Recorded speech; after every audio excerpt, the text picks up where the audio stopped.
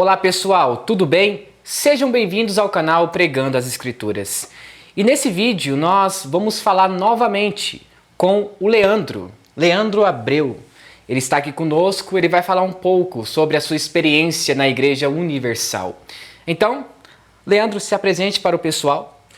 Olá pessoal, mais uma vez aqui com o Caio, do canal Pregando as Escrituras, e a gente vai fazer aqui a nossa parte 2, pela quantidade de visualização do vídeo, né, e muitas perguntas foram feitas, pessoas questionando. A gente veio aqui hoje para trazer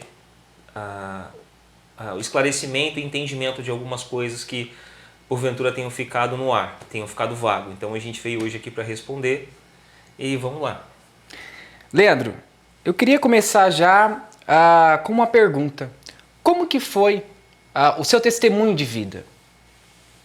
Tá, vamos lá.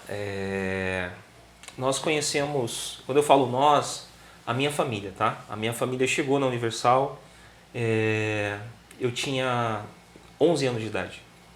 Então, quando nós chegamos na Universal, como todos que chegam por um problema. Um problema de saúde, minha mãe tinha na época, e assim nós chegamos.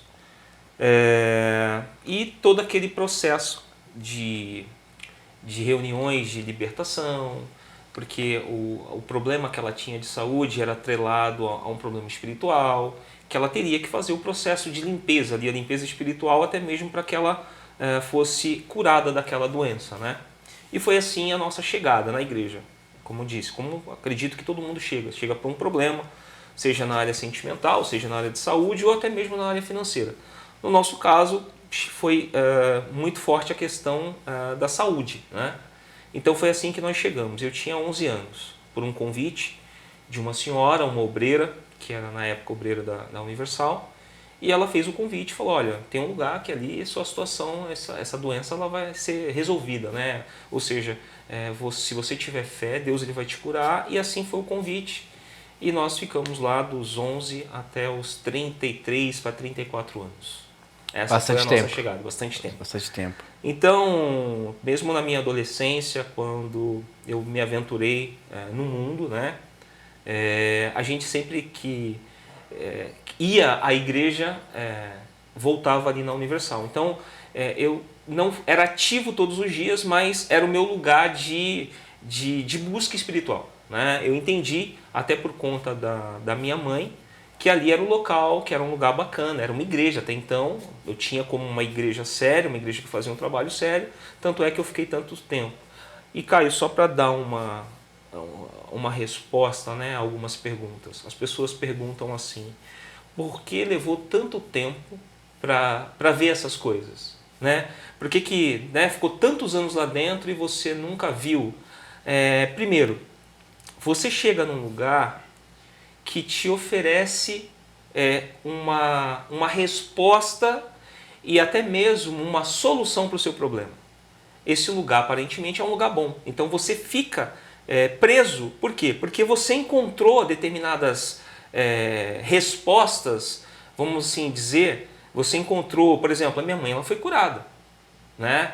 Então o processo de desligamento desse local, porque aí vem a dúvida na cabeça, né? Fala, poxa, se esse lugar é ruim, poxa, minha mãe foi curada. Então como é que eu vou sair do lugar que curou? Então a gente fica refém dessa bênção que a gente alcançou. Então, mesmo você vendo algumas situações, e aqui sempre vou salientar, eu não estou falando de erro de caráter. Estou falando de erros que hoje eu sei que são erros doutrinários, mas naquele tempo eu não sabia, que não fazia sentido. Por exemplo, nesse processo de libertação da minha mãe, da doença dela, ela manifestava com espíritos, né? Ela manifestava com entidades ali dentro da instituição. E levavam minha mãe lá para cima do altar, né? E ali começavam a entrevistar. Olha, o que você está fazendo? O que você está causando? Então, eu cresci vendo essas coisas, mesmo naquele período ainda como criança e pré-adolescente ali, eu achava que aquilo era saudável. Só que na minha adolescência, já chegando à fase adulta, eu comecei a questionar, mas até então eu não tinha uma referência de um outro local. Porque eu fui crescendo ali dentro.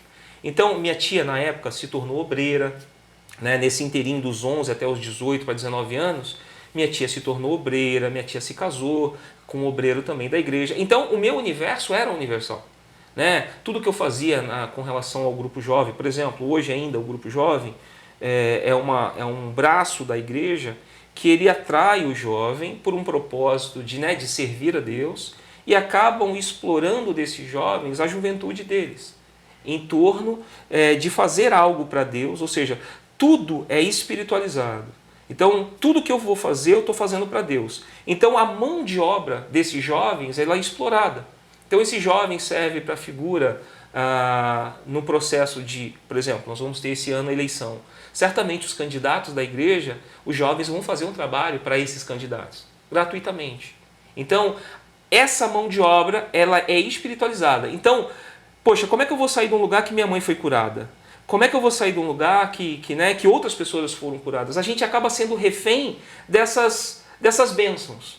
E mesmo vendo e não concordando, e aqui eu estou falando de novo, dessa forma com que eles tratavam as pessoas manifestadas, e é assim até hoje, eu não aceitava, não concordava, mas eu não tinha elementos para rechaçar aquilo, para dizer, está errado essa forma, não é assim.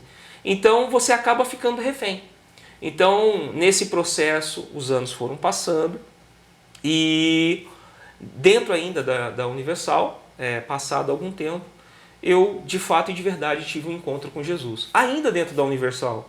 Então, esse processo, de, poxa, tem coisa errada, mas eu não consegui identificar o que era, tinha uma inquietação em mim. Havia essa inquietação, que até então eu não sabia sobre o que era, ou do que era, mas tinha essa inquietação. Mas aconteceram situações na minha vida que eu acabei com um casamento. Eu estou no segundo casamento, vai fazer 6 anos que eu estou casado novamente. Então eu estraguei um casamento, eu errei no meu casamento. Quando as pessoas falam muitas vezes assim, até mesmo no canal, saiu porque errou. Não.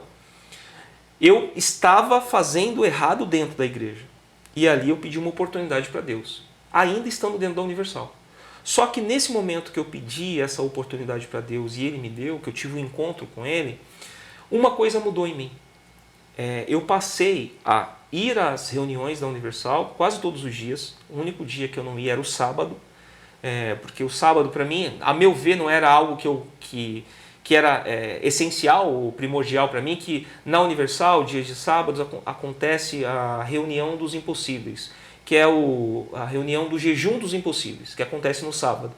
Então, eu já não tinha mais esses impossíveis. Desculpa interromper, mas qual o objetivo dessa prática? A questão do sábado, primeiro, o sábado, eles tentaram colocar esta reunião justamente porque o sábado era o dia que não ia ninguém à igreja.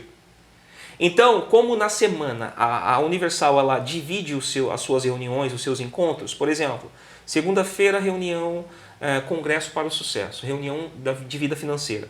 Terça-feira é libertação. Quarta-feira, palavra e busca do Espírito Santo. Quinta-feira, lá no início era terapia do amor, que foi mudada para o sábado. Hoje eu não sei qual é o dia que está, mas costumava ser na quinta. Sexta-feira, novamente, era a reunião de libertação.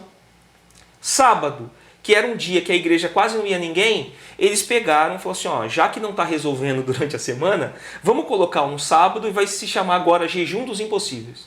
Então você vai vir em jejum, você vai fazer algo a mais, que é ir à igreja ao sábado, e certamente Deus vai te honrar e vai abençoar ali essa situação na qual você não está obtendo ali, não está tendo a vitória, e vai acontecer. E o domingo novamente repete a quarta-feira, que é a palavra e a busca do Espírito Santo.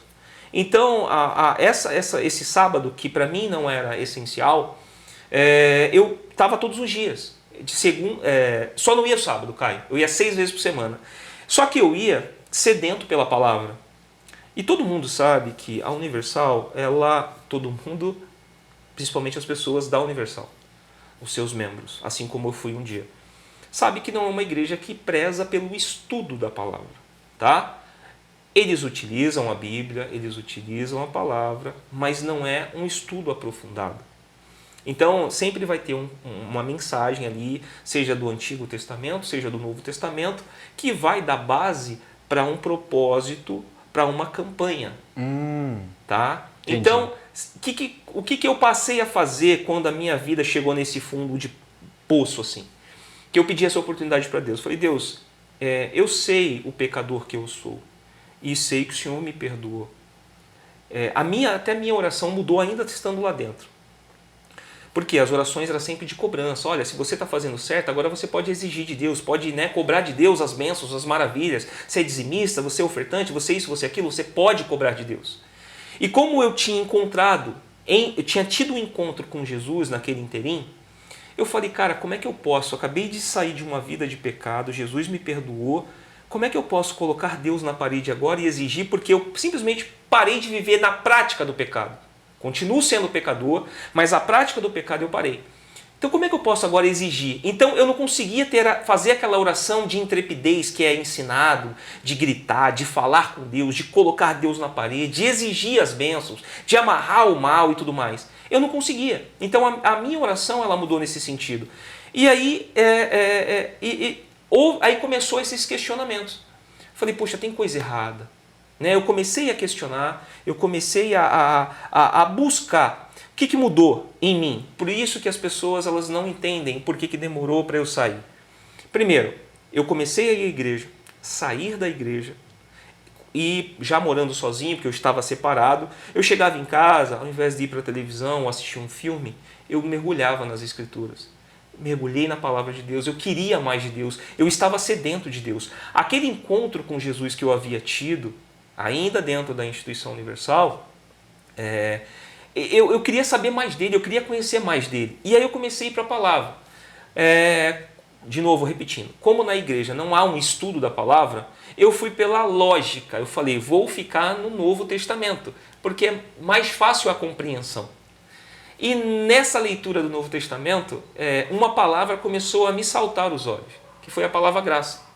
Eu comecei a ler graça, ainda graça, graça, graça. E aí, como bom curioso que eu sou, eu peguei essa palavra graça, joguei lá no Google, falei, o que é a graça? E o Google me respondeu, favor imerecido. Ou seja, é como se ali, as escamas, ali, tudo dos meus olhos, e uma resposta foi dada. Então nada que eu fizesse me garantiria qualquer coisa, qualquer bênção.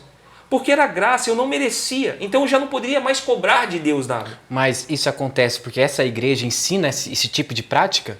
Sim. Você, dentro da Universal, no meu universo, que era a Universal, nós éramos assim. Olha, primeiro, a responsabilidade. Tudo que eu fazia de errado, eu atrelava à ação do diabo. Está doente? Tem alguém doente na família? Existe um mal causando isso ali. Perdeu o emprego? Você não deve aceitar isso, isso é um mal. Então, tudo era atrelado. Então, você é ensinado o seguinte, tudo de ruim que acontece na sua vida tem ação do inimigo, tem ação do diabo. A figura do diabo ela é muito presente na Universal. A culpa nunca é minha, a culpa sempre é do diabo. Ou seja, o diabo me induziu a fazer alguma coisa de errado. Então, essa culpa, ela nunca era minha. Então, eu sempre lutava com o diabo. Na vida que eu vivia, por exemplo, eu estava dentro da igreja, fazendo as coisas, eu era dizimista, eu era ofertante, eu fazia a fogueira santa, por exemplo, e eu era abençoado. Só que eu tinha, na minha conduta e prática pessoal, eu vivia uma vida promíscua, uma vida de pecados. Chegou uma hora que isso veio à tona. Eu perdi o meu casamento, foi ali que teve esse processo meu de conversão de verdade. Ainda dentro da Universal foi quando eu pedi a Deus essa oportunidade. A diferença foi que eu fui buscar, eu fiquei sedento e comecei a buscar. Então, quando eu estava falando dessa questão do diabo, o diabo ele é muito presente. E ao mesmo tempo eu sabia quem eu era. Eu já não as minhas orações já não eram mais iguais. As minhas orações, eu tinha um constrangimento na forma com que eu ouvia a oração deles, e repetir aquele tipo de oração de exigência, de determinar, de falar, ó Deus, ou é isso ou é aquilo, ou o Senhor faz ou o Senhor me mata, porque agora eu estava sendo dizimista, ofertante, e não estava mais vivendo na prática do pecado, não fazia sentido para mim. Porque lá dentro de mim eu sabia quem eu era. Então já era o próprio Espírito Santo me quebrando. Essa graça que quando chega na minha vida e começa a me saltar, que eu fui buscar esse entendimento, e ali eu falei, poxa, eu não mereço nada disso. Né? Então, foi muito difícil, por quê? Por isso que as pessoas não têm esse entendimento. Eu vi a minha mãe ser curada dentro da instituição. A minha mãe, que outrora fumava, não fumava mais. Então, algumas práticas, ela foi deixando. E era notório que realmente aquele ensino, de certa forma, contribuiu para que aquelas coisas acontecessem. Mas, dentro de mim tinha uma inquietação. Será que Deus aprova isso?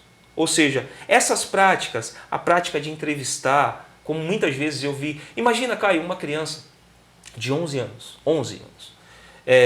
que não tem nenhuma referência de nada.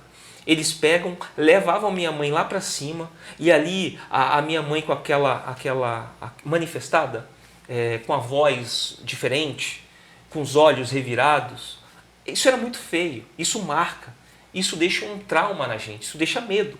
Eu até hoje entendo que tem algumas pessoas que têm esse trauma, que têm medo, muitas vezes já identificou que está errado, mas não saem justamente por conta dessa memória que foi sendo inserida nelas ao longo do tempo. Então, graças a Deus eu não tive isso, né, logo que eu saí. Comigo, Deus foi muito misericordioso e generoso comigo e com a minha família. Mas você acha que esse tipo de experiência que uma pessoa tem quando chega na Igreja Universal, vê demônios ali, pessoas exatamente possessas, você acha que isso chama um pouco de atenção para que eles fiquem ali e falar, ó, Deus está naquele lugar porque o pastor colocou a mão e a partir do momento que ele tocou naquela pessoa saiu o Espírito, então ele é de Deus. Você acha que isso também pode ser uma tática para que as pessoas fiquem nessa igreja?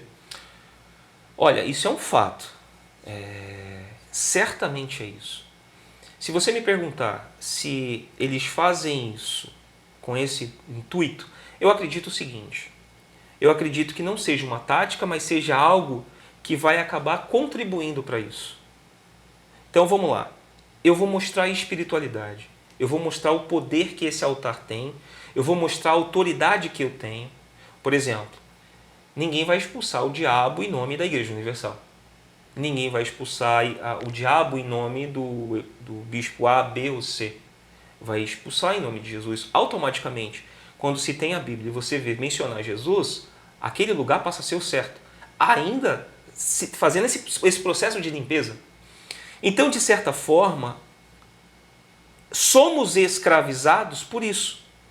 Eu, por ter visto isso e ter visto a minha mãe nesse processo de limpeza, lógico que aquilo contribuiu lá na frente de eu ter enxergado muitas coisas erradas. Eu sempre tenho que repetir, Caio, para não ficar assim, ó, o cara viu o cara roubando. Não, nunca vi ninguém roubando e nunca vi ninguém traindo. Mas eu vou falando da questão doutrinária, que fique bem claro. Doutrinário, o ensino. Quando eu pensava, pô, será que essa forma que eles estão fazendo é a correta? Pô, mas minha mãe foi curada. Ficava essa luta dentro de mim. Uhum. Por quê? Porque eu vi. Ninguém me falou. E algumas vezes minha mãe manifestou dentro de casa. E a gente ia chamar a obreira da igreja para vir na minha casa. Dentro de casa? Dentro de casa acontecia. Minha mãe era tão carregada que dentro de casa acontecia. E a gente ia lá, e aí trazia obreira que vinha na nossa casa. Cansei de chamar obreiros na igreja. E até mesmo pastores, que foram poucas às vezes, mas chegou a vir algum pastor, de vir fazer esse processo ali em casa e falar, olha, permanece firme, porque vai cessar isso vai acabar. Você está no processo de libertação. Então, era esse processo de libertação.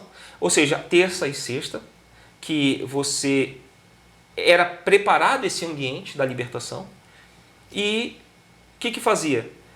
Era invocado. Havia uma invocação. Então, se preparava o ambiente, diminuía a luminosidade do templo, a pouca luz, os obreiros eram como é que se fala? Espalhado pela igreja ali, nos templos maiores. até mesmo os obreiros vão de vestimenta branca para dar um ar de espiritualidade, de limpeza, de santidade. Então tudo isso é construído justamente para você acreditar que todo aquele processo há a aprovação de Deus. Então hoje eu consigo enxergar que aquilo não passa de um teatro, não é um teatro que seja mentira, mas que é programado para as pessoas enxergarem que ali é de Deus, que ali Deus está habitando. Então, eu preparo todo o ambiente, eu preparo a luminosidade, os obreiros, os pastores, os bispos usam roupas brancas, pegam essa pessoa manifestada, trazem para cima do altar, fazem uma entrevista. Então, esse tipo de ensinamento, esse tipo de ação que eu não concordava. Primeiro porque na minha cabeça estava expondo ali a vida da pessoa, né? E as pessoas não sabem separar. Ah, ali era diabo, aí a pessoa desce e você fica tipo pensando, vou encostar nessa pessoa, né? Por quê? Porque você viu que aquela pessoa estava lá em cima, de repente aquela pessoa falou um monte de coisa, olha, vou matar, vou destruir, vou fazer isso. Então você não tem essa espiritualidade tão aflorada de falar assim, não, ali era o pastor, eu não vou ficar perto. Então há um pouco disso, dessa situação. Então as pessoas que iam buscar isso e eram convencidas por conta dessa manifestação, é muito difícil para ela entender que aquilo é errado, que Deus não está ali. Por quê? Porque ela chegou nessa condição, que era o meu caso. Por isso eu levei tanto tempo para enxergar. Acontece que a questão do tempo que eu levei para enxergar todos esses erros, eu não digo que a instituição ela é culpada 100%. Ela estava vendendo aquilo que eu queria ouvir. Ou seja, eu ia na segunda-feira na igreja porque eu acreditava que eu podia ter uma vida abençoada. Porque eu acreditava que eu podia ser cabeça e não cauda. Porque você aprende que quem serve a Deus dentro dessa instituição, quem serve a Deus tem que comer o melhor, tem que ter o melhor dessa terra. Tem que ter para emprestar e não tomar emprestado. Isso é muito difundido, muito divulgado e muito apregoado lá dentro. E isso é também um pouco do viés de teologia da prosperidade, né? Aquela questão de você tem que ser próspero para as pessoas verem em você Deus. Exato. Isso é muito forte dentro. Por quê? Qual que era a sacada, ou qual que era o exemplo? Olha o Bispo Macedo. O Bispo Macedo tem as mãos atrofiadas, pessoas que rejeitaram essas mãos e hoje tem que engolir, porque olha onde ele chegou, olha o tamanho da igreja. Se Deus não fosse com ele, a igreja não estaria em tantos países, né? Como se tudo que Deus aprovasse todas as coisas que eram feitas e são feitas lá dentro. Então a gente tinha que olhar para uma pessoa que até então, diante do mundo das pessoas, era desacreditado, era um Zé Ninguém. Só que porque honrou a Deus, que tinha a sua vida ali derramada no altar, que sacrificava de verdade, olha só a vida dele hoje. Então essa referência, então eu falei, peraí, eu posso ser rico, posso ir para o céu, eu estou num lugar bom, é aqui. Os de Deus, ainda posso ser rico. E na realidade, lá quando a graça chegou na minha vida, foram esses os questionamentos. Eu falei, caramba, peraí, qual que é o maior milagre que poderia ter acontecido comigo? Eu ser curado de uma doença? É o meu casamento restaurado? Ou é a minha mãe curada? Não, o maior milagre que Deus pode conceder ao homem é a salvação. Então ele não precisava me dar mais nada. Eu já era grato por saber que ele não estava imputando a mim os meus pecados. Ou seja, ele morreu por mim. Senhor, obrigado. O que acontecer comigo daqui para frente, eu vou ser grato. Se o Senhor me der, se o Senhor não me der, eu estou bem. Só que eu estava lá dentro e eu já estava casado de novo. Já estava à frente de trabalhos. Então, eram muitas coisas, eram muitas atividades. Só que havia esse incômodo dentro de mim. E com o trabalho que nós fazíamos também, com relação a bairros, eu era responsável de um grupo, eu auxiliava um obreiro e era responsável de um grupo em um determinado bairro, de uma comunidade, que nós organizávamos ali um núcleo de oração. Então ali tinha 15, 20, quando tinha muitas pessoas, chegava ali a 30 pessoas. E aí estava com a minha esposa, estava com outros evangelistas que nos acompanhavam, e ali a gente fazia esse trabalho. Só que esse trabalho que eu já fazia ali, ele tinha algo diferente. Por quê? Porque eu era orientado a fazer algo. Ó, você tem que chegar lá, faz a oração de fé, liberta, se manifestar, não entrevista, já manda embora o diabo e convida para vir para a igreja no domingo. E eu não fazia esse passo a passo que era orientado lá na reunião de evangelistas. Eu fazia o quê? Vinha um papel, uma folha que nós tínhamos que ler, eu ignorava aquilo, pegava uma mensagem de salvação lá do Novo Testamento, eu fazia uma leitura. Porque tinha um cronograma? Tinha um direcionamento. Todos os grupos, eles são direcionados com um determinado estudo. Você não tem autonomia. Não existe autonomia de você deixar Deus te usar e o Espírito Santo te usar para levar a palavra. Você é direcionado a levar aquela palavra. É assim na igreja, com os pastores, e é assim nos grupos. Então são vários grupos. Como eu falei, tem um grupo jovem, tem um grupo de evangelização, tem um grupo do presídio. Eles são separados. Embora sejam todos membros da igreja, mas cada grupo corresponde ali àquela área ali. Então, e como nós estávamos na evangelização, minha esposa era obreira, eu estava ali à frente do trabalho, evangelista, eu fazia tudo o que o obreiro fazia, inclusive oração de fé, de manifestar, de mandar embora. Eu só não queria o cargo, porque se eu tivesse o cargo, eu ia ter que ter um comprometimento com a reunião de obreiros, que era no domingo. Então a gente no meio que não tinha vida. Então ali a gente não tinha vida. E isso começou a ficar muito pesado. Porque a gente tinha acabado de casar, a nossa vida estava ali na igreja, a gente estava ali dando o nosso máximo, já tinha muitos questionamentos. Tem umas coisas nos grupos. Por exemplo, o obreiro ele é sempre visto pelo evangelista ou pelo membro como alguém superior. Por mais que não seja exigido, na prática não é assim que funciona. Então há uma autoridade natural. Por exemplo, você é obreiro, eu sou membro, eu vou falar com você. Ô, senhor Caio, nós vamos para o bairro hoje, é sempre um senhor na frente. Há essa hierarquia que ninguém faz questão de falar, olha, não precisa. E comigo era diferente. Quando as pessoas vinham falar comigo, principalmente as pessoas do meu grupo, muitos membros, outros evangelistas, o senhor Leandro, eu falei, por favor, me chame de Leandro. Por favor, não me chame de senhor, não. Eu quebrava essa hierarquia. E ninguém fazia isso. E, na verdade, chamava até a minha atenção por isso. Não, senhor, tem que manter assim, senhor Leandro. E eu não fazia isso. A única pessoa que eu colocava o senhor na frente ali era o pastor. Mas talvez por educação. Não era nem por espiritualizar aquilo.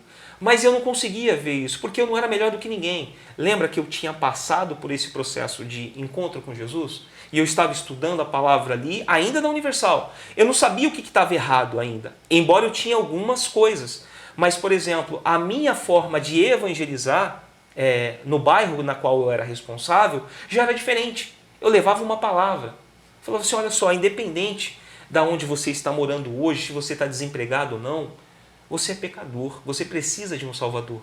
A mensagem minha já era essa. E eu não podia fazer isso. Eu não tinha liberdade para isso. Né?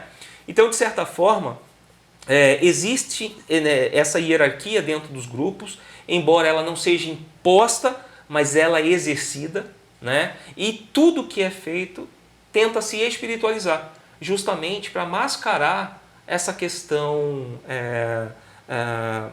dos erros. Sim. Então, olha, tem diabo, mas a gente vai orar em nome de Jesus, vamos fechar os olhos aqui e falar, Senhor, que o Senhor esteja aqui conosco. Então eu fecho meus olhos e espiritualizei aquele momento, ainda que a prática de entrevistar o diabo, de fazer o diabo subir, pular, rodar e falar número de CPF, não é isso que acontece lá, tá? Mas de perguntar todas essas perguntas para o diabo, você já espiritualizou esse momento. Então, se eu falei em nome de Jesus, agora é verdade. Então, tudo que é feito eles se espiritualizam, justamente para não dar essa conotação de erro, ou para a gente não questionar. E se você viu alguma coisa e foi questionar, as pessoas falam, cuidado, você está tendo maus olhos com a obra de Deus. Tá vendo aquilo ali? Mas Deus sabe de todas as coisas. Ele vai prestar conta com Deus. Mas está errado. Você não pode questionar. Você tem que se sujeitar ao erro. Então, em nome de fazer a coisa certa, não importa as coisas erradas que eu esteja fazendo. Eu vou fazer um evento para ganhar almas. Só que o evento foi feito com mentiras. Não, mas a gente está ganhando almas para Deus. Não importa as mentiras para chegar até o evento. Entende? Então, tudo é construído e espiritualizado para dar essa aparência de santidade. Entendi. Entendeu? Falando ainda sobre essa questão de mentiras, você acabou de comentar, você falou sobre os grupos evangelísticos que a Igreja Universal tem. Existe alguma estratégia quanto à venda de jornais? Os jornais, ele funciona. Sempre vou ter que voltar, tá? Para poder te responder. O jornal, ele funciona como um instrumento de evangelização. É um instrumento hoje, Leandro, né, todo esse período fora, eu vejo como um instrumento de limpar o que se falam da Universal. Então, eu pego o jornal, coloco os testemunhos ali, coloco pessoas que tiveram suas vidas transformadas. E esse jornal, dentro da reunião, como é que ele é feito para poder a gente ter acesso a esse jornal? Esse jornal, ele é condicionado a uma oferta. Então, olha, você que quer abençoar a obra de Deus, você vai dar uma oferta, você vai pegar um jornal. Caio, quando eu estava lá, era R$2 o jornal. Se você vai dar uma oferta de R$10, pega 5 jornais, fique um para você, depois você dá para alguém e deixe 4 aqui para a gente evangelizar. Então o jornal, ele era pago na própria igreja. Então a oferta ali era destinada um valor só para o jornal, que é até dividido isso lá dentro, tem essa hierarquia da oferta. Ora era pedido no mesmo momento, ora era pedido a oferta e depois a oferta da evangelização, a oferta do envio. Aquela pessoa que não estava inserido num grupo, que é aquela pessoa que tem até bom coração e falou assim, não, vou abençoar, vou comprar jornais. O cara ia lá e comprava 200 jornais, um fardo, 250 jornais. E fazia oferta lá, aquele jornal era destinado lá para evangelização. Quando nós saímos para as ruas para poder fazer essa evangelização, nós tínhamos os jornais. Então a gente convidava, falou assim, de fazer um convite para você ir na igreja no domingo, você está passando por alguma situação, fazia uma oração ali com a pessoa, dava o jornal, falou, dá uma lida e vamos com a gente. Então, de certa forma, esse jornal ele era comercializado ali dentro, né? Inclusive pastores e bispos das maiores igrejas tinham um certo comissionamento sobre a quantidade, isso não é falado, mas era notório isso. Tinha comissão, então? Certamente, sim, comissão que tinha sobre o número de jornais. Porque a ênfase na distribuição daquele jornal era muito grande. Como eu falei, tudo tinha que ser espiritualizado. Então, pessoal, a gente precisa ganhar almas. A gente precisa ganhar almas. Então, a gente precisa de jornal e a gente está sem jornal. E o jornal estava lá no estacionamento. Só que eles queriam que nós pagássemos aquele jornal. Fora isso, você tinha também essa questão de você ouvir isso. Então vamos lá, eu estava na reunião ali da igreja, do templo, e aí acabava aquela reunião. Aí a gente ia para a reunião de evangelista. Aí olha só, o que acontecia no meu caso. Eu era evangelista, eu não queria o cargo de obreiro. E sempre que eu era chamado para o CPO, que era o curso preparatório para obreiros, eu falava, não quero. Mas só que eu já fazia tudo, eu não saía da igreja. Minha esposa era obreira. A minha esposa chegava antes de mim na igreja, vinha sozinho para a igreja, para assistir a reunião de obreiro. Depois a minha esposa participava da reunião no salão. E depois minha esposa ia participar da reunião de evangelistas, porque estava comigo. Então, a manhã dela era tomada, amanhã até o início da tarde, que era o final ali da reunião de evangelistas, que acontecia, mais ou menos por volta de 1h30, e depois nós saíamos para poder fazer o trabalho, fosse na rua, fosse em um orfanato, asilo, ou fosse um trabalho que era do agente da comunidade, que eu até mencionei no outro vídeo com você, que eu fazia parte. Então, a gente não conseguia nem almoçar. O almoço jogava a comida para dentro em 10 minutos. Tinha obreiros evangelistas que, sem condição financeira, ficavam com fome. Nossa! Ficavam com fome. Se não tivesse uma vaquinha ali entre os evangelistas de comprar um pãozinho, um friozinho, um refrigerante ou um suco, esse cara não ia comer nada, porque ele não tinha dinheiro. Eu, particularmente, cansei de ajudar um colega, não vou mencionar nome aqui, mas cansei de pagar comida para ele porque ele não tinha. Só que chegou uma hora que começou a ficar pesado para mim. Só que ele ficava o dia inteiro na igreja. Porque na cabeça dele, eu estou fazendo a obra de Deus, Deus vai me abençoar um momento. Era um tipo de sacrifício? Era um sacrifício. Essa palavra sacrifício, ela faz muito sentido na Universal. Né? Você imaginar que como eles espiritualizam tudo que eles vão fazer. Tudo é espiritualizado. Quer ver? Eu vou te dar um exemplo muito curioso aqui. O meu grupo era o agente da comunidade. O meu grupo tinha aproximadamente 15 pessoas. Um pouco mais, um pouco menos, mas 15 pessoas. Na época, eu não era casado. Logo que eu entrei para o agente da comunidade. E foi feito um propósito pela vida sentimental, porque tinha algumas mulheres no meu grupo que já estavam achando que ia ficar para titia. Então vamos fazer um propósito com Deus pela nossa vida sentimental? Uma pessoa, um obreiro deu a sugestão.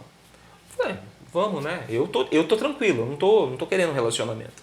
O que esse obreiro fez? Pegou não era uma garrafa, era um recipiente, encheu de azeite, e todos nós pegamos o nosso nome, escrevemos no papel e colocamos dentro daquela recipiente e ia ficar na casa de uma pessoa a cada X tempo. Então vamos lá, como a gente se encontrava todos os dias, hoje vai ficar com o Leandro, aí o Leandro entrega na quarta-feira, quem vai pegar na quarta? E a gente ia espiritualizando aquilo, ou seja, vamos orar aqui, Deus, abençoa cada nome aqui, tal. Então assim, a gente espiritualizava isso.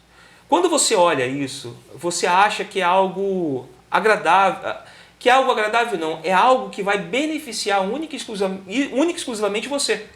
Então, de certa forma, é uma coisa boa, que aparentemente tem a aprovação de Deus. Não que seja errado orar pela vida sentimental, não é isso.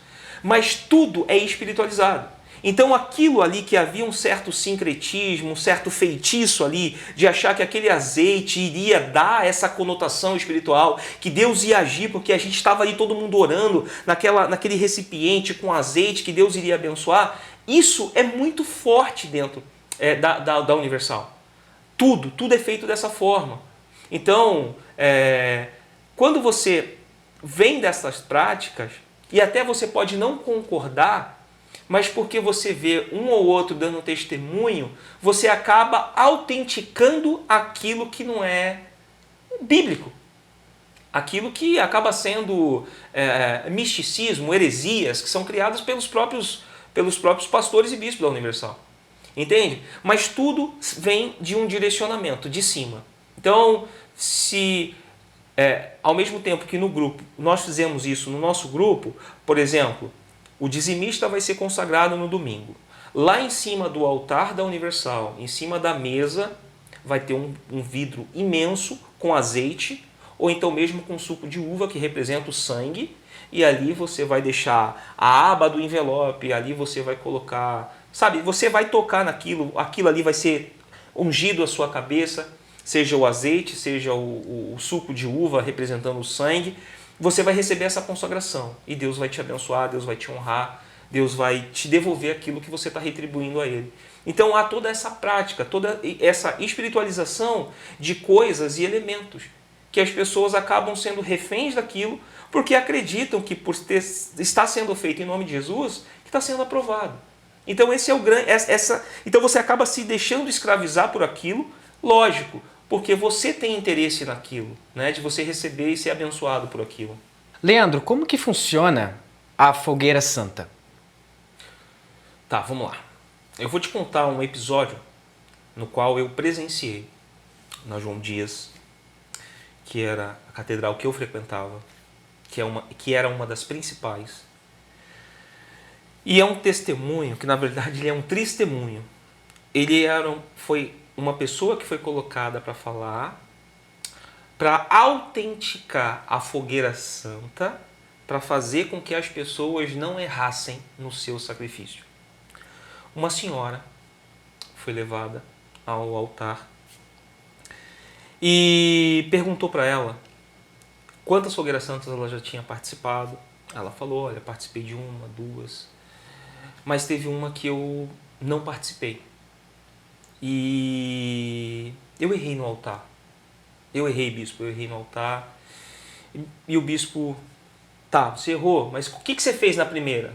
Ah, a primeira eu vendi algumas coisas, gerei o meu sacrifício e coloquei no envelope. E a segunda? A segunda eu vendi algumas coisas, vendi alguns objetos pessoais e coloquei no altar. E essa terceira, ela não participou. O filho dela estava preso. O filho dela havia sido preso. E foi no mesmo período da Fogueira Santa. E aquele valor que ela tinha destinado para participar da Fogueira Santa, ela pegou e pagou o advogado para que o filho dela fosse solto. Ela pegou o valor e pagou o advogado. O advogado conseguiu tirar o filho dela. Na semana seguinte, assassinaram o filho dela. Essa senhora estava falando sobre isso em cima do altar na João Dias, em prantos, falando que errou com Deus, que ela reteve o sacrifício dela, que ela não deu tudo dela, ela reteve. E ela atribuiu o fato de não ter ido para o altar, para o sacrifício perfeito, e o filho dela foi assassinado. Como é que eu vejo isso? É uma forma de manipular, e ainda manipular colocando medo nas pessoas. O mesmo Deus que essas pessoas conseguem surpreender com uma boa oferta, com um sacrifício, ainda que você venda tudo que você tenha e coloque, você nunca vai conseguir fazer o perfeito sacrifício. Hoje eu sei disso. Mas ainda naquele momento que eu não tinha esse conhecimento, aquilo para mim foi chocante.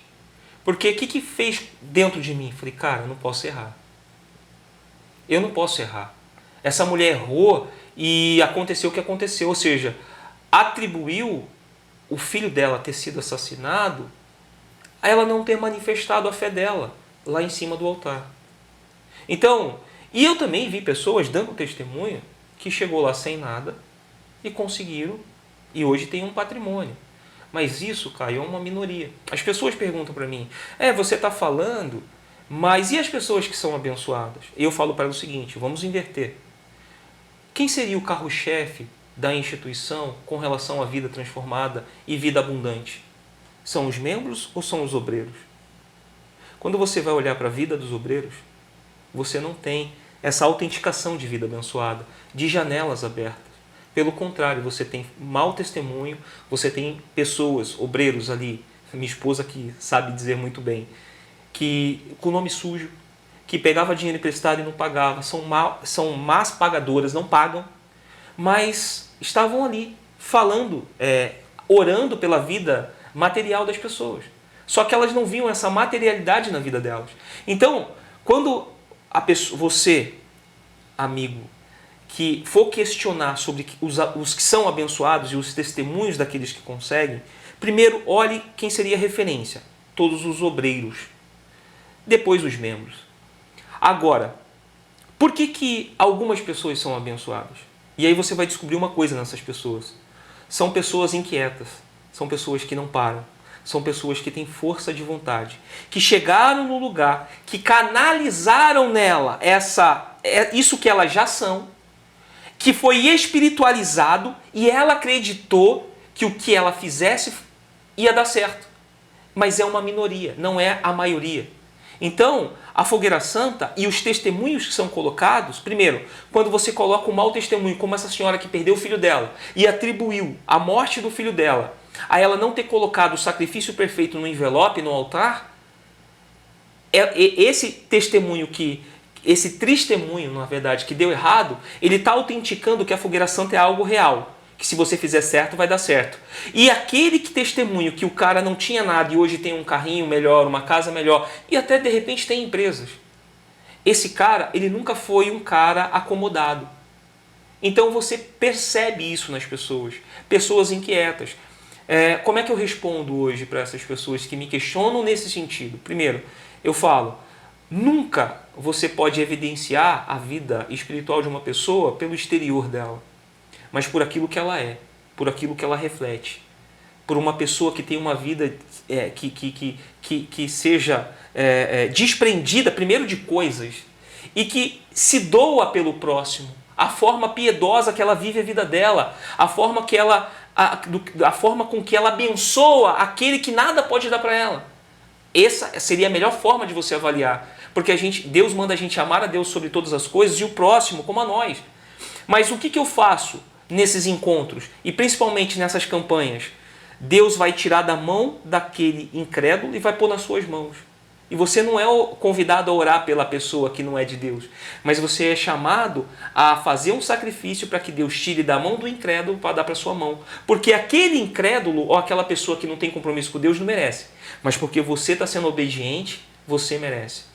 Ou seja, esse sacrifício as pessoas atribuem a elas e principalmente quando elas dão testemunho, elas não estão dando testemunho de Cristo, estão dando testemunhos dela. Porque elas sempre vão falar, eu fui vender latinha, eu fui vender tudo que eu tinha, eu gerei o meu sacrifício, eu fiz o perfeito sacrifício e eu consegui aqui alguma coisa. Mas é uma minoria, não é a maioria. E essa senhora, ela serve muito para isso, de falar, meu Deus, como pode? Como pode um Deus que puniu, né, a pessoa porque ela amou o filho dela? Ou seja, ela fez o que fez, não pensando em errar, ou que o filho dela fosse ser assassinado, mas eu amo meu filho, eu não quero ele preso naquele lugar. E ela foi lá e pagou. E na época, esse bispo, eu não me recordo agora o nome dele, mas ele disse o seguinte, se a senhora tivesse deixado Deus agir na vida dele, se a senhora tivesse vindo para o altar sacrificado, e a senhora tivesse deixado Deus agir na vida dele lá dentro, que Deus ia usar alguém lá dentro para poder, né, salvar ele, a senhora não teria perdido seu filho. Ou seja, você acaba assassinando de novo o filho daquela mulher, porque coloca mais culpa nela. Ou seja, as pessoas elas ficam com medo de errar, porque sempre que elas errarem, Deus vai punir. Vai acontecer alguma coisa de mal. Você não fez o sacrifício perfeito? Vai acontecer alguma coisa com sua família, com sua saúde, com seu emprego, com a sua casa. Alguma coisa vai acontecer. Assim é com a fogueira santa, assim é com o voto, assim é com o sacrifício, assim é com tudo. Ou seja, ela tem que estar com a vida dela, ou seja, a vida dela representada naquilo que ela tem, naquilo que ela dá. E ali Deus vai autenticar a fé dela, a vida dela, vai abençoar ela. Leandro, existe alguma estratégia nessa igreja quando se trata de venda de ingressos? Por exemplo, o filme Nada a Perder, do Edir Macedo. Como que funcionou a venda desses ingressos nessas instituições da Igreja Universal? Caio, vamos lá. Quando o filme Nada a Perder saiu, o primeiro, foi bem no processo meu de desligamento da igreja. Só que eu peguei os 10 mandamentos. Então foi exatamente a mesma estratégia. O que aconteceu nos 10 mandamentos? Vamos preparar um filme que vai servir para ganhar almas. Lembra que eu falei que tudo eles espiritualizam na Universal para dar base naquilo que eles estão falando. Então eu preciso autenticar com uma verdade, ainda que essa verdade seja mentira, mas eu vou autenticar com essa verdade para poder mostrar que Deus é com a gente.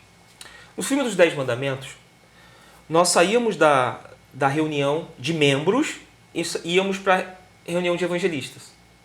E ali na reunião de evangelistas, assim também como no templo, ali no culto que é aberto a todos, era falado, vamos fazer esse filme porque vai ganhar almas e tudo mais, e a gente está juntando, vai dar sua oferta para esse projeto. Quando nós íamos para evangelização, os evangelistas, a mesma coisa. Nós precisamos fazer um movimento para poder fazer dinheiro, para a gente comprar os ingressos, para a gente evangelizar. Então, a igreja, ela fez esse movimento nos grupos. Por exemplo, você chegava na igreja, você é membro, chega na igreja na quarta-feira. Lá embaixo tinha a galera da evangelização e o grupo jovem, um concorrendo com o outro para poder vender os ingressos. Então, eu, na época... Tinha uma meta? Tinha uma meta. Eu mesmo peguei um bloquinho com 30 ou 50. Eu sei que eu não consegui vender, eu comprei. Inclusive, eu sujei meu nome. Você comprou? Eu comprei para poder cumprir com essa meta. Nossa. Porque é o seguinte, quando você está num grupo, e você pega o grupo jovem que é grande, e você tem um grupo, aí sempre eu vou falar, eles espiritualizam tudo. Vai ter o grupo Caleb, o Gideão, Leão da tribo de Judá e assim vai. Os grupos são divididos com esses nomes. Cada grupo vai ter você tem X ingressos para vender. Como que o grupo A vendeu 100 e você chega lá e fala 2? Eles têm fé, vocês não. Você tem que ter fé. Então vamos cobrar. Então as pessoas se movimentavam nesse sentido. Teve gente que comprou do seu próprio bolso, teve gente que conseguiu vender. A igreja ela comprou assim boa parte dos ingressos. Tanto é que eu fui assistir os 10 Mandamentos no cinema umas 4 vezes. E nenhuma eu paguei o ingresso. Quer dizer, eu paguei um bloco de ingressos, né? Mas os ingressos que me chegaram à mão depois que eu assisti, levei minha família, levei minha mãe, minha avó, levei todo mundo, ninguém pagou. O ingresso era gratuito. Inclusive tinha pessoas do grupo jovem no próprio cinema perguntando para as pessoas quem que elas queriam. Então, como eles espiritualizam? Lembra que eu falei? Eles espiritualizam. O filme é para ganhar almas. Aí o que eles sacaram? A gente precisa de um testemunho desse filme para dizer que está dando certo. Aí pegaram o testemunho de uma pessoa que supostamente voltou para Deus por conta do filme. Eu assisti o filme no cinema, o filme mexeu comigo e no domingo eu já estava na igreja, agora eu voltei e eles começaram a colocar esse tipo de pessoas desse movimento. Se você me perguntar se é verdade ou mentira, sinceramente, eu não sei. Aconteceu deles colocarem essas pessoas. Mas lembra que eu te falei que eles espiritualizam e o errado para justificar uma alma vale mais para ganhar uma alma, então não importa o meio pelo qual a igreja e por via da Rede Record, eles fizeram todo aquele movimento de falar que o filme era o mais assistido do Brasil. Eu vi no jornal isso. Eles cansaram de colocar. Mas sabia-se que não foi o filme mais assistido. Primeiro que as salas estavam vazias. Você presenciou isso? Eu presenciei as 4 vezes que eu fui. Então não estou falando que me contaram, eu estava lá, eu vi. E eu comentava, porque na época eu já estava inquieto com as situações. Só que a minha esposa ainda não. E eu questionava a minha esposa, falei, como é que pode? Porque minha esposa não estava nessa sintonia minha. E se eu tivesse saído, eu tinha perdido o meu casamento. E eu não podia perder o meu casamento, não agora, porque eu estava no meu 2º casamento. Entende? Então eu falei, poxa, peraí, eu engoli muito sapo, viu? Eu engoli muito sapo. Fui 1 ano para a igreja ainda contrariado, não aceitando mais aquele tipo de pregações, nada mais. Então eu saía de lá, chegava em casa e ia buscar alguma pregação para ouvir a palavra de Deus, ia na leitura. Então, como a minha esposa não tinha visto, eu questionava para ela. Falei, olha só, como é que pode? Olha o que o jornal está falando. Olha o que eles estão falando. Olha o que os bispos estão falando. Somos o filme mais assistido do Brasil. Quantas vezes a gente foi para o cinema? Ah, mas é para ganhar almas. É para ganhar almas. Então, justifica uma mentira para ganhar almas. Então, se eles não tiveram a menor cuidado de falar a verdade com relação a um filme que todo mundo viu que as salas estavam vazias, como é que eu vou dar credibilidade a alguma coisa que eles fazem? Uma das coisas, Caio, que também contribuiu para minha esposa olhar, né, por esse prisma no qual eu estava trazendo para ela sobre as nuances da graça, o que era graça, porque eu também não tinha profundidade nisso, eu estava aprendendo, mas eu já não compactuava com muitas coisas da Universal. Eu não lembro se eu comentei na outra vez que eu gravei com você, mas nós fomos uma vez numa vigília que antecedia a Fogueira Santa.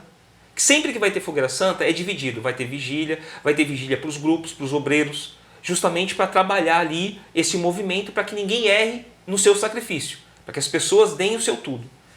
Nós fomos na João Dias e encheu, que veio obreiros de toda São Paulo. Tá? O convite foi todos os obreiros de São Paulo, interior, tal, venham, porque nós vamos ter uma vigília na João Dias. Encheu a nave principal, que dá ali 6.000 pessoas, e ainda encheu a igrejinha, que é um anexo, que cabe mais umas 2.000 pessoas. Encheu os 2 lugares. Como a gente chegou muito próximo do horário, e já estava cheio e não tinha lugar, a gente foi para a igrejinha. Nesse processo da igreja aqui para lá, dá mais ou menos uns 400, 500 metros dentro do estacionamento da igreja. Aí a gente chegou, sentou, a semana inteira ouvindo falando de fogueira santa para não errar. Chega lá, a vigília, que eu achei que era para cuidar dos obreiros, foi só falando de fogueira santa o tempo inteiro, fogueira santa, fogueira santa. Caio, deu 15, 20 minutos, eu levantei para minha esposa e falei, eu vou embora. E ali ela falou, eu também vou. Você foi embora do culto? Fui embora. Porque para ficar ouvindo uma vigília a madrugada inteira falando de fogueira santa, colocando testemunho de novo, e sabe aquelas coisas? Tipo assim, ó, não erra, não erra. Eu lembro que na época a gente foi todo mundo com a camiseta verde. Nem lembro por que tinha que ir de verde. E quando a gente estava voltando para ir pegar o carro no estacionamento, minha esposa também já estava cansada. Só que ela não dava o braço a torcer. Ela tinha medo do que eu estava descobrindo. Ela tinha muito medo de falar assim, o Leandro vai se perder. Porque é isso que você ouve, você vai se perder. E eu falei para ela, parei bem no meio do estacionamento lotado. Eu falei para ela assim, deixa eu te perguntar uma coisa, amor. Olha e vê quantos carros você consegue identificar que valem mais que 100 mil reais. Lembra que eu te falei sobre os obreiros deveriam ser aqueles que autenticariam essa teologia da prosperidade? As janelas abertas, ou seja, as empresas não teriam que estar na mão daqueles que eram de Deus? Eram obreiros. A vigília era de obreiros. Só tinha obreiros de toda São Paulo. Caio, dava para contar no dedo de uma das mãos carro que custava mais que 100 mil reais. A maioria, carros populares. E carros velhinhos. Aí eu falei para ela, você está vendo? Não faz o menor sentido a gente acreditar nisso daqui. Nisso que é apregoado aqui. Não há um reflexo? Não fazia sentido. Só que ainda ela não despertou ali. Mas eu fui colocando pulguinha atrás da orelha dela e ao mesmo tempo levando a graça, levando a palavra. Então o primeiro a perceber isso foi você? Sim. Eu percebi um ano antes. Né? Primeiro, naquilo que eu te falei, quando as minhas orações não eram mais aquelas orações intrépidas. Eu cansei de colocar a mão na cabeça de uma pessoa para orar por ela e achar que eu estava fazendo bem. E fechar os olhos ali no momento, pedir para ela fechar os olhos, falar, Deus, repreende todo o mal e o Senhor vai abrir uma porta para essa pessoa, porque se o Senhor não abrir, eu prefiro morrer. E fazer essa oração de falar assim, o Senhor tem que abrir, porque sou eu que estou orando. O Senhor está vendo o que eu estou fazendo. Eu estou aqui, olha só, é madrugada, eu abdiquei da minha família, o Senhor tem que honrar o meu sacrifício. Eu estou aqui orando por essa pessoa, tem que acontecer. Quando a minha oração não era mais assim, eu falei, peraí, como é que eu posso fazer isso? Estou falando do Criador, do céu e da terra. Como é que eu posso fazer essa exigência dele? Como é que eu posso exigir isso dele? E eu pedia perdão, só pedia perdão. E falava, Deus, obrigado. O Senhor sabe de todas as coisas. A gente saiu quase com uma mão na frente e outra atrás, devendo parcelas do carro, 8 ou 9 meses de aluguel atrasado. E a gente numa igreja que pregava prosperidade. E a gente fazendo tudo certo, dando oferta, sendo dizimista. E aí aquelas pessoas vão falar, você não fazia de coração. Querida, tanto fazia de coração que eu estava sacrificando ali a minha vida para outras pessoas chegarem lá também. Só que chegou uma hora que eu comecei a questionar isso. Eu falei, tem coisa errada. Eu estava levando para as pessoas uma palavra de paz. Olha, hoje você está assim. Eu não sei se você vai sair daqui dessa comunidade, dessa casa simples, mas Deus ele quer te salvar. Mas você precisa entender que você é pecador. Então, eu mudei com relação a isso. E nesse momento dessa vigília que teve na João Dias, só para obreiros, que eu questionei a minha esposa sobre os carros que estavam ali no estacionamento, que a mensagem que é pregado não condizia com a realidade, ali seria o carro-chefe. Então, mais do que as pessoas darem testemunho, é você olhar para os obreiros e falar assim, aquele obreiro mora num condomínio, aqueles obreiros moram no condomínio mais caro de Alphaville, no condomínio mais caro de Moema, ou seja, você vai dividir os obreiros, todos morando bem. E não é a realidade. Então você vê que essa teologia funciona para um, mas não é para todos. É uma pirâmide? É uma pirâmide que beneficia somente o principal, o cabeça. Então quando a gente fala sobre, hoje, entendendo todo o movimento, o que me incomoda e por que eu me propus a dar a minha cara e aparecer, como você me convidou para vir aqui, até por conta, né, do trabalho que a gente vinha fazendo. Por que eu me prontifiquei? Porque servir a Deus não nos garante vida fácil e nem garante uma vida próspera. Mas ela traz paz. Você vai ser rico? Não sei. Deus pode fazer? Claro que pode. Mas todo mundo vai ser? É a receitinha do bolo? Ó, vende tudo que você tem, dá tudo que você tem e Deus vai te dar muito mais. E você está fazendo isso, tem amor nisso aqui que você está fazendo? Ou você está dando para aquele que tem mais do que você e pode te dar? Então, qual que é a tua motivação em dar? Não é dar para depender de Deus, mas porque você sabe que Ele pode te dar muito mais do que aquilo que você deu. Então, essa usurpação da glória começou a me incomodar. E aquele tesouro que eu havia encontrado no campo, né? Eu falei, cara, eu quero que as pessoas conheçam isso, eu quero que as pessoas recebam isso. E aí a gente criou inimigos, né? Pessoas familiares que acabou excluindo a gente do convívio, de redes sociais, inclusive, dessas coisas. Colegas, amigos que nós tínhamos que também passaram a não mais, a gente nem tem mais contato hoje, porque eu virei um inimigo. E existe um preconceito quanto a isso, porque algumas pessoas falam assim, se ele saiu dessa igreja é porque ele fez alguma coisa errada. Existe alguma coisa, algum vínculo quando se trata sobre esse assunto? Certamente. No meu canal, quando eu posto o vídeo, ainda que eu esteja falando a verdade, alguém vai fazer um comentário e vai dizer o seguinte: ele saiu porque ele não conseguiu nada, porque é um fracassado, porque traiu a esposa, porque fez alguma coisa de errado. Por quê? O que eles fazem, os bispos e pastores? Eles justificam exatamente dessa forma.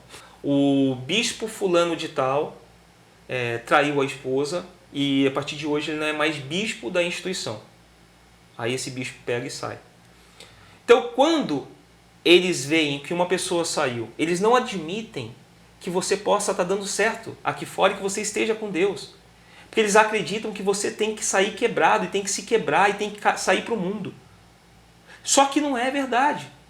Então, até mesmo isso que eles tentam autenticar de que quem sai está mal, porque essa pessoa vive somente naquele universo da Universal. Então, naquele universo da Universal, o filme dos 10 Mandamentos é o mais visto do Brasil. E o filme Nada a Perder, que você me fez a pergunta, seria um filme que iria ganhar almas. E eu acredito que... Porque é o universo daquele mundinho. Não existe vida fora dali. As pessoas elas ficam presas, inclusive, elas não têm a liberdade de fazer uma leitura espiritual de alguma pessoa que faz um bom trabalho. A mensagem de um pastor reconhecido no Brasil, não esses que pregam prosperidade, mas uns que fazem um trabalho para o reino de Deus. Entende? Então essas pessoas, se elas são levadas a fazer a leitura, por exemplo, de um pastor que seja de uma igreja renovada, ela é indagada ou é orientada e fala assim, cuidado para não misturar os vinhos, porque você vai ter confusão aí. Então cuidado. Então aquilo se torna algo ruim. Então eu não vou buscar a verdade. E quando eles falam, confiram na palavra aquilo que vocês receberam aqui, não é confiram para questionar, é confiram para concordar. Então, o que a gente leu para vocês aqui, chega em casa e lê e continue concordando. Porque se você chegar em casa e falar, caramba, peraí, mas o que ele falou lá não condiz com todo aqui. Até me fugiu a palavra. O texto, o antes, o depois, eu vou pegar somente o contexto. Então, eu não tenho contexto. O que ele falou lá não tem contexto disso. Então, peraí, não faz sentido. Aí eu volto para o pastor e falo, pastor, o que você falou aqui não é isso. Vai na sua fé. Você não tem fé para fazer, não faça. Ele não vai falar, olha, você tem razão. Então ele tenta justificar o erro dele a partir da Bíblia, falando, se você não aceitar isso, então aí é sua fé. É sua fé. Ou seja, você não está bem. Questionar não pode. Você não pode questionar. Só aceitar. Aceitar. Porque se você for questionar, você já é taxado como que está tendo maus olhos. Um incrédulo. Não um incrédulo, Caio, mas que você está tendo maus olhos com a obra de Deus. Então eles colocam esse fardo da obra, da causa, que a causa é ganhar almas. Então você acaba ficando, sabe assim, entre a cruz e a espada. Ou você a aceita e engole, que foi o que eu fazia e fiz durante muitos anos da minha vida, ou você questiona e fala, não, tem vida lá fora, eu vou buscar essa vida. E ainda só para... Muitas pessoas que saem da instituição, que saem porque na realidade elas nunca pertenceram. Saiu um bispo há algum tempo que era na hierarquia da Universal, inclusive no livro Nada a Perder está falando isso. Quando ele saiu, no livro menciona que se o Edir Macedo morre, ele assumiria a igreja no mundo, no Brasil e no mundo. Só que ele foi descoberto traindo a esposa, né, e uma série de coisas. Ele confessou isso diante lá dos pastores. Ele simplesmente saiu, não se sujeitou mais à disciplina da igreja. Ele saiu, ele abriu uma igreja e ele está arrebanhando ali não só fiéis, mas como pastores que sabem que ele saiu de lá pelo erro que ele saiu, mas a doutrina e o ensino é o mesmo. Ou seja, abriu uma filial. E não só ele, como outros.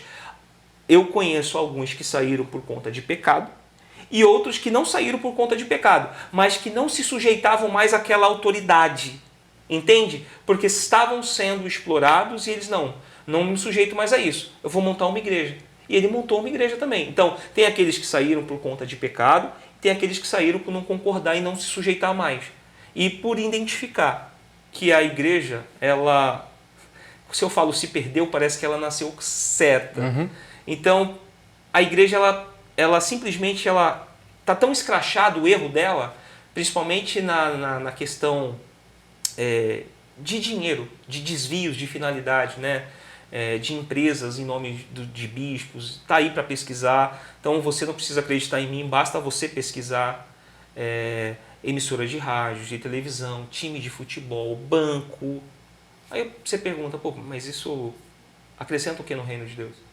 Entende? Então esses que não se sujeitam esses bispos e pastores saíram, porque não se sujeitam mais à autoridade do líder maior, ele montou uma igreja. E ele também está fazendo a mesma coisa. O mesmo processo, as mesmas coisas. Um pastor que começa a ter muitos filhos na Igreja Universal, é um problema? Primeiro que a orientação não é ter filhos. Tá? Acontece que no início da igreja, lá no início, não havia uma proibição. Não havia uma proibição. Então, alguns bispos mais antigos, eles têm filhos. Inclusive filhos que se tornaram pastores. Mas, de uns anos para cá, de uns 15, 20 anos para cá, essa questão do filho é algo muito forte dentro da instituição. Por exemplo, o pastor, quando jovem, assim, iburde, na verdade, né? Quando ele está iniciando ali, que ele está espelhando alguém, algum bispo, está sendo auxiliar, desde cedo ele é orientado a que ele não tenha filhos, para que ele gere filhos espirituais ou que ele adote.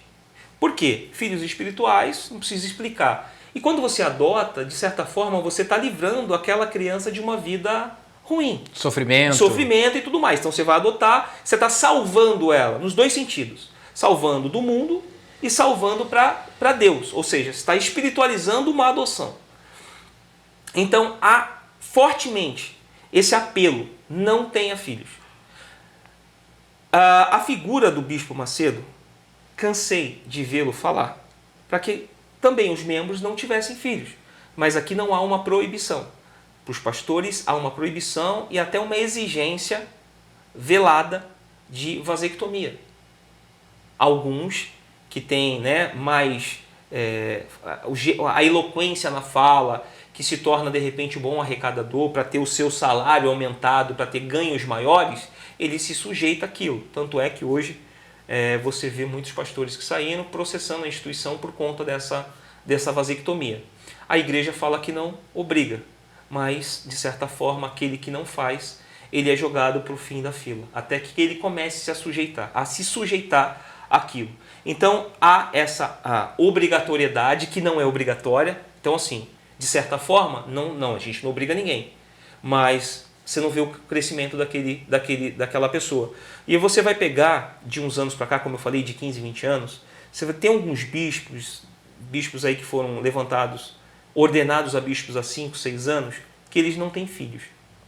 E você vai ver ele com um cachorro, sempre um cachorrinho ou um papagaio.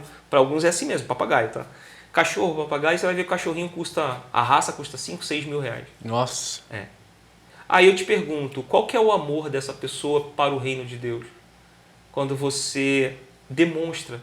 E assim, eu estou falando porque eu estou vendo. Ninguém precisou me contar. Então, se você entra na rede social de alguém, de algum bispo ou pastor da Universal, você vai ver aqueles cachorrinhos lá que parece mais, né, um bebelozinho de luxo. Eles não têm filhos. Eles vão espiritualizar dizendo que estão gerando filhos espirituais. Estão abdicando sacrifício. Ó, eu estou me negando a ter um filho meu, né, próprio, para mostrar para Deus o quanto eu amo. Então, ó, eu não tenho filho porque eu estou mostrando para Deus o meu amor para com Ele. Eu estou sacrificando a minha vontade. Eu estou espiritualizando essa decisão. Também eu não quero adotar, porque talvez adotar dê dor de cabeça, dê trabalho. Mas a orientação, para que todo mundo veja, para inglês ver, é: não tenha filho, adote. Então quem não adota tem esses cachorrinhos, esses bebelozinhos de luxo. E isso era uma coisa, como eu cresci vendo, eu tive muita dificuldade. Hoje eu tenho um filho, mas quando eu e a minha esposa ainda lá dentro, antes de iniciar o namoro, eu falei para ela: eu preciso falar uma coisa para você. E antes da gente iniciar o namoro, ela falou: poxa, eu também preciso falar algo para você. A gente já vinha conversando algumas semanas ou meses. Eu falei: olha, é o seguinte, estou vendo aqui que a nossa conversa está caminhando para um lugar e eu não tenho o desejo de ser pai. Ela falou: que bom, eu não tenho o desejo de ser mãe, justamente por conta dessa doutrina. Ó, eu quero filhos espirituais. E aí quando aconteceu, a gente acabou sendo um choque para a gente, mas hoje a gente entende todo o propósito de Deus na vida da gente. Leandro, eu vi um vídeo na internet onde havia um homem, ele estava ali sendo entrevistado, e ele disse que tinha se arrependido de não ter pego ali o jornal da Igreja Universal. E ele falou que por ele ter feito aquilo, aquelas coisas ruins estavam acontecendo na vida dele. Você acha que essas entrevistas têm como propósito principal mostrar para as pessoas que a Igreja Universal é a igreja bíblica, é a igreja que as pessoas devem estar? É legal, Caio, essa pergunta. Eu recebi provavelmente esse vídeo que você esteja mencionando. Eu creio o seguinte: desde o começo aqui do nosso bate-papo, eu falo que eles tentam espiritualizar tudo para autenticar aquilo que eles querem que as pessoas acreditem.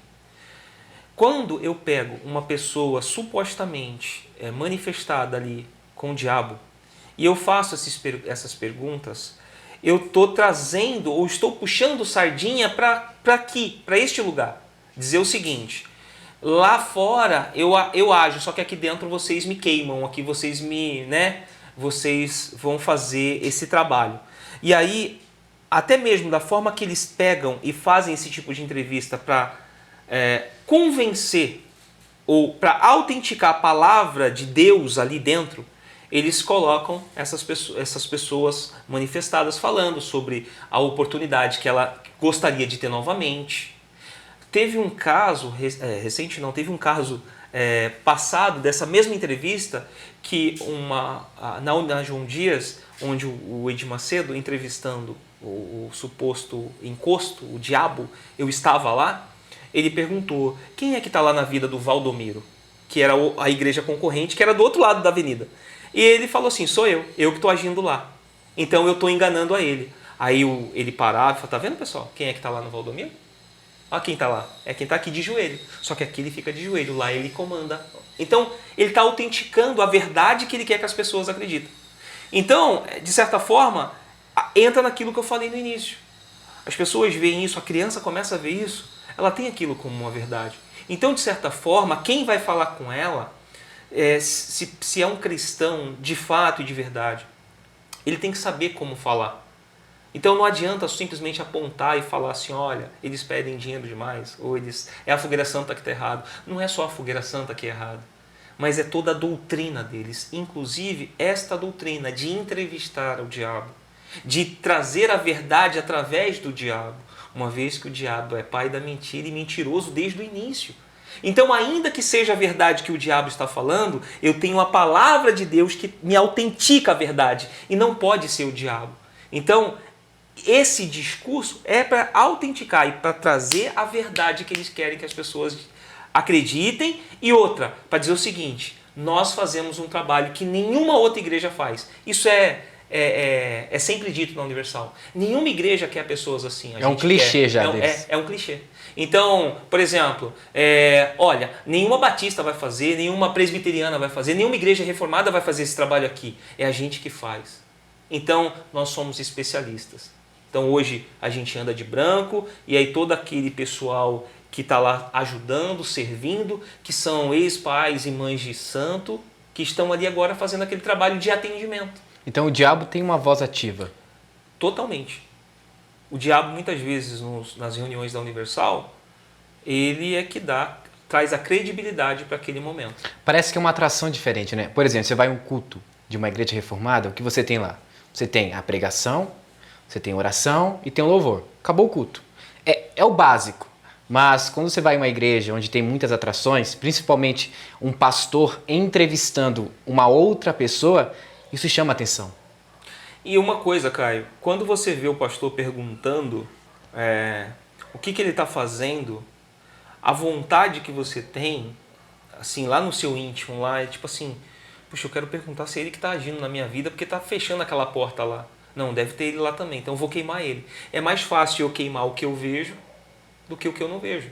Então, até para convencer que eu tenho fé, eu preciso participar desse teatro. Eu preciso ser participante dele. Eu vou queimar quando falar para queimar, eu tenho que estender as minhas mãos, né? Aí o pastor fala, quem está fazendo alguma coisa de errado, ou quem aqui não é dizimista, vai lá, aponta lá. Aí a pessoa desce lá manifestada lá do altar e vai lá no meio do salão apontar. Imagine o constrangimento. Existe esse constrangimento. Assim como uma pessoa manifestada que foi levada lá para cima.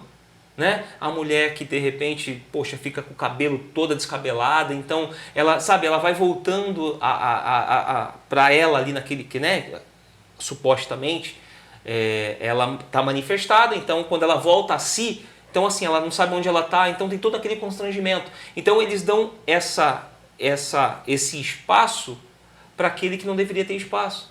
Ou seja, o culto, ele não é a Deus. Você acaba dando toda essa atenção ao diabo, as pessoas saem de lá pensando, você viu o que o diabo falou? Você viu o que o diabo disse? Você viu o que o diabo vai fazer? Se eu não der o meu dízimo, ele vai estar tocando nas minhas coisas. Se eu não fizer o sacrifício, ele vai tocar nas minhas coisas. Alguma coisa vai acontecer. Então, na minha cabeça, não é Deus, obrigado. Não, se eu não fizer, o diabo vai me tocar, porque ele falou que ele vai me tocar. Então, as pessoas saem de lá, não com temor a Deus, mas com medo do diabo. É isso. Sabe o que é mais interessante? É que você comentou que as pessoas saem dessas igrejas, né, neopentecostais, e nós consideramos como seitas, com essa ideia. Você viu o que o diabo vai fazer? Você viu o que ele pode agir na vida da pessoa? Mas deveria ser ao contrário. Nossa, você viu o que Deus pode fazer na vida de uma pessoa que tem temor a Ele e tudo? Parece que mudam os valores, né? Então isso é muito típico de igrejas que não têm a centralidade em Cristo. Pessoal, essa foi a nossa entrevista com o nosso irmão Leandro, tá? Nós temos um podcast que nós fizemos anteriormente, o link vai estar aqui na descrição do vídeo, tá bom? Leandro, você pode dizer as suas redes sociais, onde as pessoas podem encontrar você? Bem, eu tô no YouTube, o canal Leandro Abreu, tá lá o canal Leandro Abreu. Lá no YouTube vai ter o link para as minhas redes sociais, Facebook e Instagram. Eu particularmente, assim, falo muito com as pessoas via YouTube, né? Até porque lá tem o meu contato de e-mail, telefone. Então, se precisar bater um papo e eu puder ajudar, vou estar aí à disposição. Agora, as redes sociais é mais particular, mas ainda assim, muita gente, né, pede e acaba adicionando. Mas seja bem-vindo. Se chegar no nosso canal, dá essa força pra gente lá, se inscreve, porque certamente o vídeo aqui vai ajudar bastante gente a entender um pouco do mal que essas seitas fazem, né, e produzem. Então é isso, pessoal. Muito obrigado por você ter ficado até o final desse vídeo, tá bom? Então não se esqueça de compartilhar esse vídeo, deixar o seu like e se inscrever no canal. Até a próxima entrevista. Deus abençoe a todos.